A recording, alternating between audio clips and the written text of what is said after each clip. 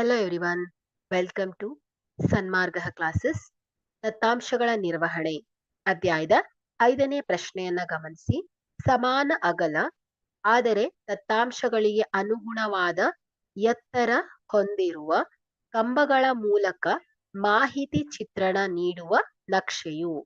ಆಯ್ಕೆ ಎ ಸ್ತಂಭ ನಕ್ಷೆ, ಬಿ ಚಿತ್ರ ನಕ್ಷೆ, ಸಿ ಪೈ ನಕ್ಷೆ, ಡಿ ಜೋಡಿ ಸ್ತಂಭ ನಕ್ಷೆ.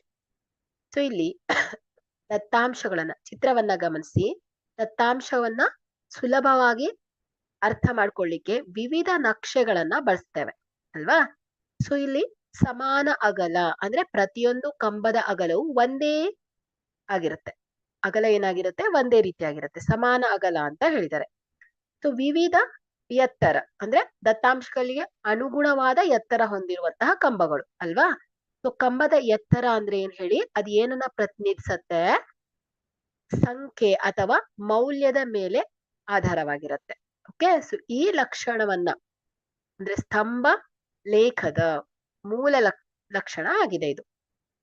ಓಕೆ, ಸೊ ಈಗ ನಮ್ಗೆ ಚಿತ್ರದಲ್ಲಿ ನೋಡ್ದಾಗ್ಲೇ ಗೊತ್ತಾಗ್ಬಿಡತ್ತೆ ವಿವಿಧ ವರ್ಗಗಳನ್ನ ಹೋಲಿಸಲು ಕಂಬಗಳನ್ನ ಬಳಸಿದ್ದಾರೆ ಅಲ್ವಾ. So vehicle, home, work, office. ಹಾಗಾಗಿ ಇದು ಏನಾಗತ್ತೆ ಹೇಳಿ, ಸ್ತಂಭ ನಕ್ಷೆ ಆಗತ್ತೆ. ಹಾಗಾದ್ರೆ ಕೊಟ್ಟಿರುವಂತಹ ಆಯ್ಕೆಯಲ್ಲಿ ಎ ಸರಿಯಾಗಿದೆ. ಸಮಾನ ಅಗಲ ಆದ್ರೆ ದತ್ತಾಂಶಗಳಿಗೆ ಅನುಗುಣವಾದ ಎತ್ತರ ಹೊಂದಿರುವ ಕಂಬಗಳ ಮೂಲಕ ಮಾಹಿತಿ ಚಿತ್ರಣ ನೀಡುವಂತಹ ನಕ್ಷೆ ಸ್ತಂಭ ನಕ್ಷೆ ಆಗಿದೆ. Thank you.